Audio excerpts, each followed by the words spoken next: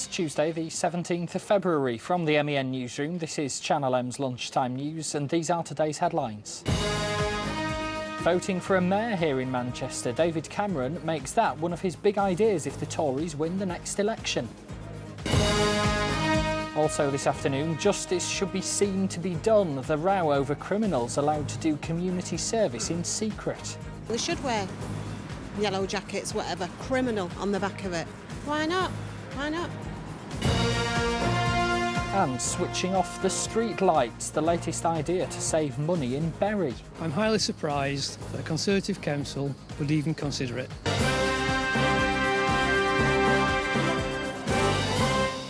Good afternoon. We start with plans to give Manchester a vote on having an elected mayor. The Conservatives say they'd hold a referendum in the city to ask whether people want to choose who's in charge in the same way Londoners already do.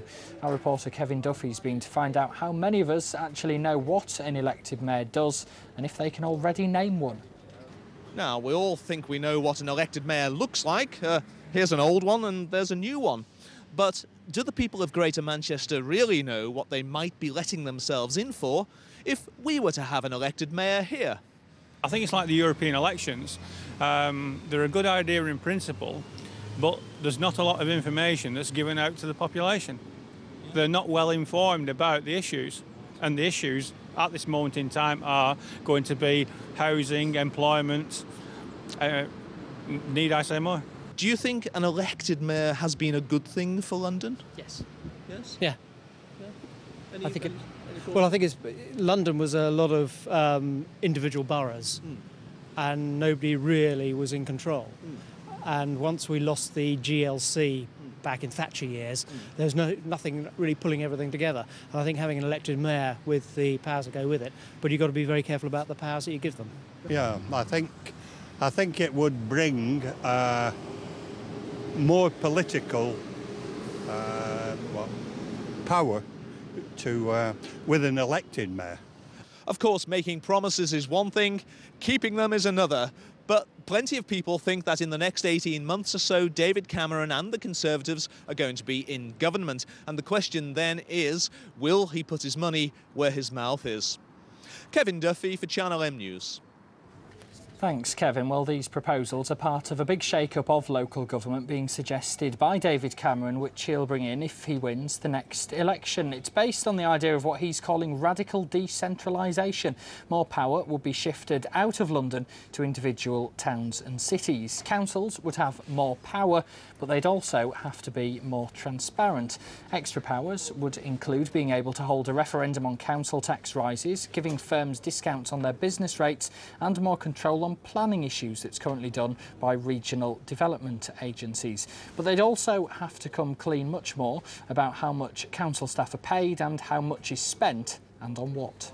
So what do you think to these ideas? How much of a difference do you think an elected mayor would make to Manchester? And would you bother to vote? Send me a text to 88821. Start your message with the word news, or you can email us as well, newsdesk@channelm.co.uk.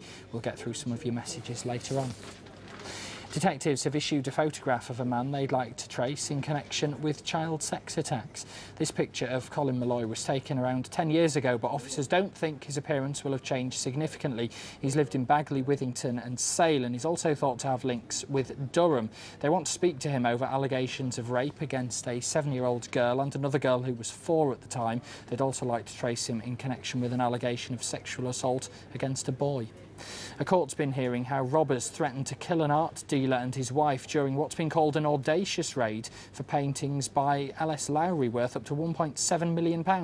Louise Aird thought she was answering the front door of her Cheadle home to a postman, but a jury at Manchester Crown Court's been told she was bundled to the ground and threatened by a man with a knife. Casey Miller from Constable Walk in Denton denies robbery. A man's died after being pulled from the canal near Goyt Mill in Marple. The fire brigade were called to reports of the man, who was thought to be in his 70s, floating in the water in the early hours of this morning. He was taken to hospital but died later. Inflation has fallen to 3%, its lowest level since last April. Falling fuel and car prices are thought to be behind the decrease, but the drop is lower than some economists had predicted, with fewer reductions in the January sales than last year. Family and friends are gathering for a memorial service for the wife of Coronation Street actor Bill Roache. Sarah Roache died at their home in Cheshire just over a week ago. Many current and former cast members are expected at the service, production on the soap's being completely stopped. Also there will be people representing the many charities that Sarah helps.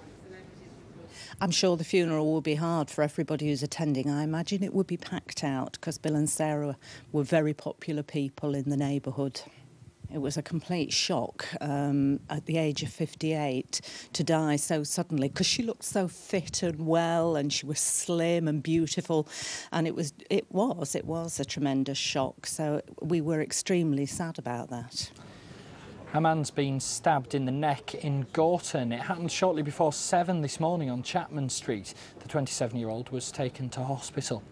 Officials in Rochdale have suspended a woman who's been working as a foster carer after she was arrested over claims she assaulted a young boy in her care. Another member of the public claims they filmed the woman hitting and kicking the 3-year-old on their mobile phone. She's been released on bail and some of the children she looked after could now be spoken to.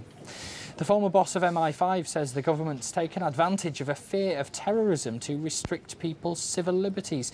Dame Stella Rimington, who stepped down in 1996, says the focus needs to shift from frightening people into accepting new laws. She's also criticised America, saying the detention of suspects at Guantanamo Bay has gone too far. The government's crime advisor is threatening to cut funding for criminals doing community service here in Manchester. It's after some of them were allowed to do work without their new high-vis vests, which show that they're part of the community payback plan. Georgia Calvin-Smith's on this. The Community Payback Scheme requires offenders who are serving out part of their sentence by carrying out work in the community to wear orange high-vis jackets with the scheme's logo emblazoned across them. But months after the new jackets were brought in, a community payback team enlisted to clean up Manchester's Piccadilly Gardens were allowed to work in unmarked bibs, and in doing so have attracted the condemnation of government crime advisor Louise Casey. There's no point doing it if they're not going to do it properly. Manchester City Council are absolutely clear that any further community payback that happens, they want those criminals in the orange jackets and they want them doing work that Mancunians have said they want done. Some critics have accused the scheme of dehumanising offenders and leaving them open to abuse and vigilante attacks. Miss Casey has little sympathy with this view and, from the beginning, has stressed the importance of visibility when, rather than being sent to prison, lawbreakers are given the opportunity to work in neighbourhoods, paying society back for their crimes. I want to see criminals paying back to their communities by cleaning Manchester Piccadilly Gardens. You know, my idea of joy is when people break the law around here, they spend the following day, you know, cleaning up the very areas that the public are concerned about, and in orange jackets.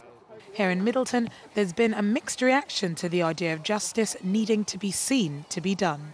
They should wear yellow jackets, whatever, criminal on the back of it. Why not? Why not? They're going to be targeted. People are going to look at them like, oh, you're a criminal, even though they don't know the person or anything like that. I think it's good for the communities to know that local criminals are doing something useful. I think there's pros in terms of the public, in terms of they can tell what people have been doing, etc. But then it can't be very nice for the people who have to wear them, because everyone makes mistakes. Manchester City Council's been warned that if the orange bibs are not used for teams working under the Community Payback Scheme, they could be stripped of funding. Georgia Calvin-Smith, Channel M News. Right, let's take a look at the sports headlines now. Mike's here with details from the second test in Antigua. James, thank you. And England hold the upper hand against the West Indies, having cleared on 5-6 for 9. Paul Collingwood claimed his 8th test century before falling on 1-1-3. For their part, the home side ended day 3 on 55 for 1. Skipper Chris Gale, the man out for 30. Play resumes in a couple of hours, and we'll have updates with Sam Goodman from 5 o'clock this afternoon. Stockport County faced Cheltenham in League 2 this evening, where they'll be without the injured Peter Thompson and Carl Baker. For their part, Cheltenham will be missing several first-team players, including Lloyd Owusu, as they look to record what would only be their second away league win of the season. And staying with Stockport, club chairman Martin Reid. He's been talking about the financial turmoil behind the scenes at Edgeley Park and the latest news on former managing director Mark Maguire's takeover plans. Mark Maguire, one of the reasons he left was obviously to go and put his own bid together to buy the club.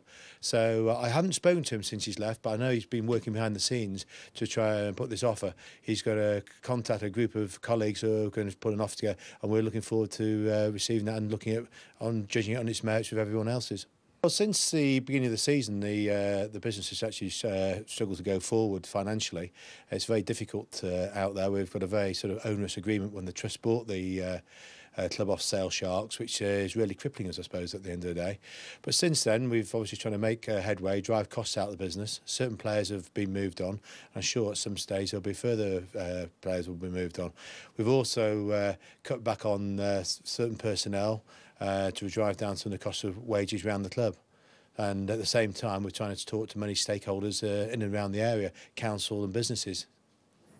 In League Two, Macclesfield will be without Emile Sinclair for the visit of Notts County, while Rochdale have a full squad to choose from for their game against Sammy McElroy's Morecambe. A win there will see Keith Hill's men climb to second. The Manchester Phoenix are in Elite League action this evening and face the Belfast Giants, and they'll also be their opponents in next month's Cup final after Tony Hand's men cruised past Basingstoke at the weekend.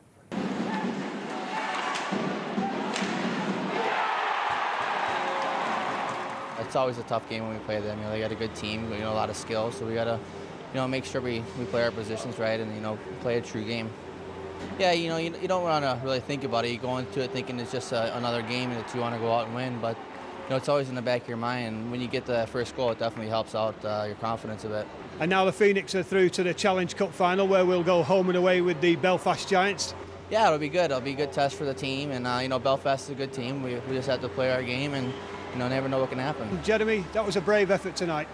Yeah, I don't know if it was a brave effort or not, but we're struggling, and that just showed tonight how much we really are struggling.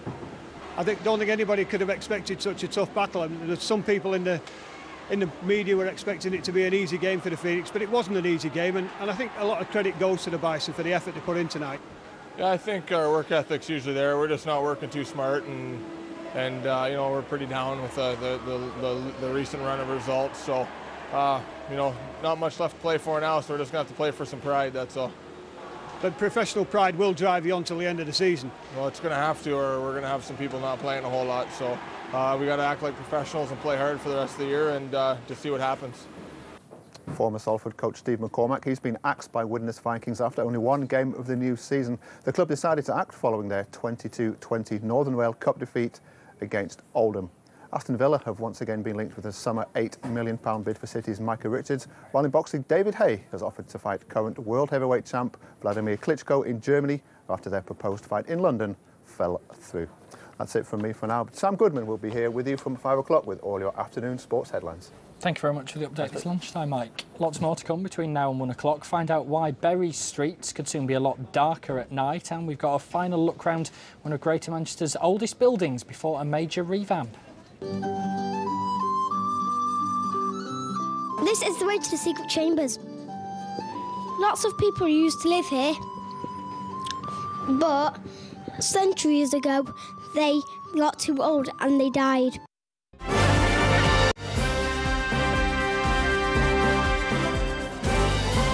Welcome back to Channel M's Lunchtime News. Don't forget you can always go online as well for all the latest headlines at channelm.co.uk. Log on now and you can see the shop credited with being the home of the original black pudding that's ready to get closed for good, and also see the pictures from our reporter Ben Bland's evening with the Manchester Morris men.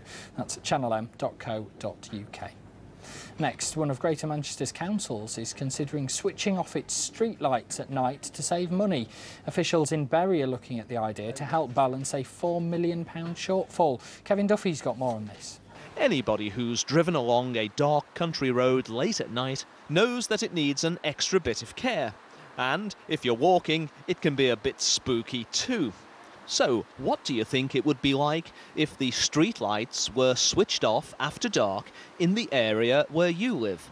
That question, along with all of its implications, is being considered here at Bury Town Hall this week, where the council is facing a £4 million budget shortfall. Now, councillors have got a list of money-saving proposals, and one of the items on that list is to turn off certain streetlights at certain times of the day. But what do pedestrians and drivers think of that plan? Let's say you had to go out late for some reason. How would you feel about driving without streetlights? I wouldn't be happy. No, I wouldn't be happy. I'd have had to do it. I'd have to do it, wouldn't I? But I wouldn't be happy. No. This woman lived through the blackouts of the Second World War. Yes, I grew up in the blackout. Yeah.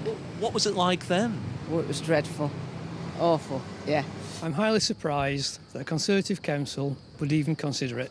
Opposition Labour group leader Wayne Campbell said turning streetlights out was no way to balance the council's books. Well, if you look at any resident survey which is done, at the top of the list of all resident surveys, the fear of crime. It's not crime itself, because in a lot of cases across Greater Manchester, and particularly in Bury, crime is actually dropping. But it's a fear of crime, and people shouldn't have to put up with that fear. Clearly, going about our business in the darkness is nothing new, as we've just heard there. But in these days when people are inclined to sue at the drop of a hat, it'll be interesting to see just how many councillors are willing to vote for this proposal to start turning out the streetlights. Kevin Duffy for Channel M News. Thanks, Kevin. Well, Bury Council says switching off streetlights is just one of a number of proposals being considered, and no decision will be taken until they've finished a consultation exercise. Tributes are being paid to one of Manchester's longest-serving councillors. 78-year-old Bill Roache founded the nuclear-free movement in the 1980s and was killed in a car crash yesterday. It's thought he may have suffered a seizure while driving on Moston Lane. Sir Richard Leese, who heads up the City Council, says Bill was a friend and colleague and an outstanding servant to Manchester and especially Moston. He will be sadly missed. Our thoughts are with his family. The mum of an 8-year-old boy who was killed by a falling tree in Altrincham says she's extremely disappointed the National Trust won't be prosecuted. Timothy Sutton from Urmston was crushed by the 300-year-old tree at Dunham Massey Park while walking with his family 4 years ago. It was blown down in high winds. Health and safety officials say there's no realistic prospect of getting a conviction. Cancer Research UK say Jade Goody could end up saving many lives. They've noticed a big increase in the number of women having cervical cancer tests since her diagnosis. The reality TV star has now been told her disease is terminal. Two good things that come out of it. One, it increases the awareness of the jab, the vaccine for cervical cancer. The other thing is it increases awareness that you have to keep doing your regular smears. Smears 3 yearly from the age of 25.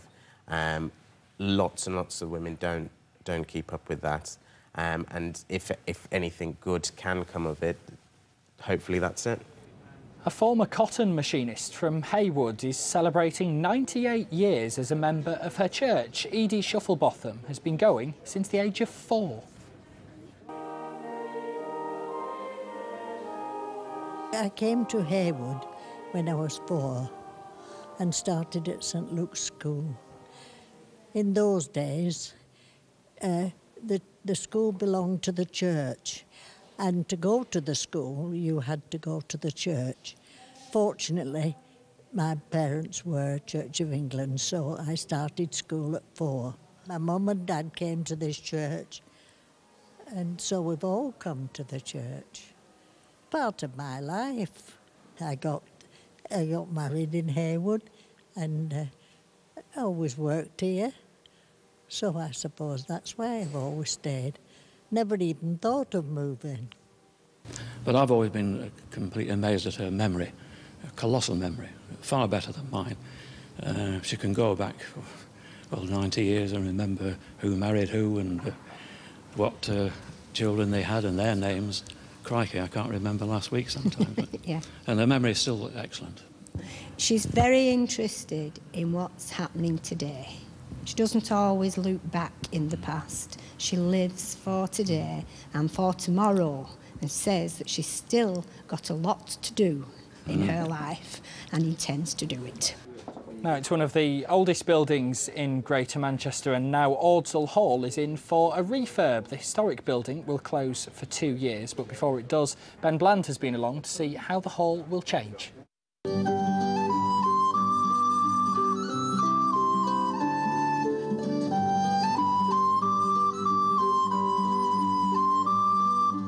It started life as a medieval stately home and it's now a museum. But Ordsall Hall has been many things in its time. A training school for clergy, a radar monitoring station during the Second World War, and even a working men's club. It was built in the mid-1300s, but it's about to get a massive renovation, and visitors have been making the most of it before it closes. This is the way to the secret chambers. Here is the secret chambers. And lots of people used to live here. But centuries ago, they got too old and they died. Well, it looks like I've got some competition. Anyway, some of the renovation work on the Ordsall Hall Museum has already begun. Well, one of the great things we're going to be doing is reconciling some of the oak panelling that we've had in store for nearly 30 years now. A really important task because it finishes off some of the rooms which will be dressed according to the period that they come from. Some of the rooms here at Ordsall Hall are not currently open to the public, such as this one, which was probably a bedchamber at some point. It's got a magnificent coat of arms with the Tudor rose there above the fireplace. The renovation work will cost around £6.5 million, with just over £4 million coming from the lottery. And when it's finished, almost all the rooms here will be open for visitors to enjoy. The most important thing will be that we'll be a much larger museum. At the moment, we've only got about 4 rooms open to the public, but there are actually about 20 in the whole building. 2 wings, almost in entirety, are closed to the public at the moment, and all that will be made accessible. The hall closes on Friday the 20th of February and should reopen to visitors in Easter 2011. Ben Bland, Channel M News. There have been 1 or 2 showers around across Greater Manchester this morning. Let's find out how the afternoon's shaping up now with the forecast. Here's Michelle Eagleton.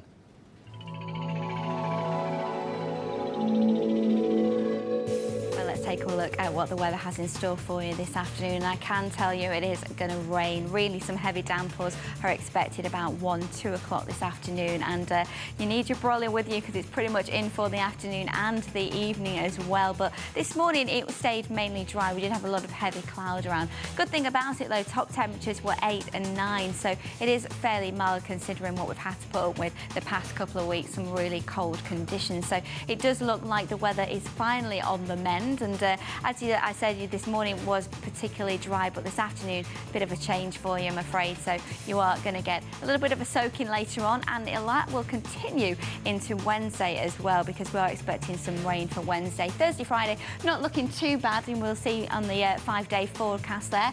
It is cloudy, but mainly dry, with top temperatures of 9 and 11, keeping the degrees of 11 for Saturday, and even a few outbursts of sunshine.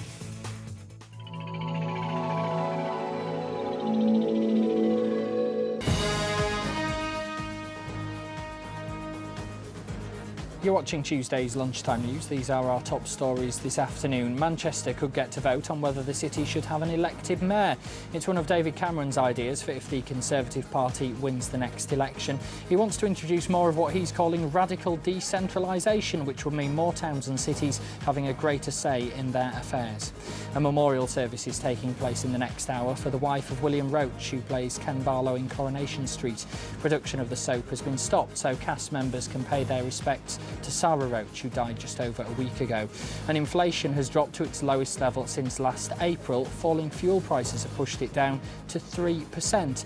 We'll have more on all those stories in our early evening news with Andy Crane tonight from 5, but from me and the rest of the Lunchtime team, have a good afternoon. Bye-bye for now.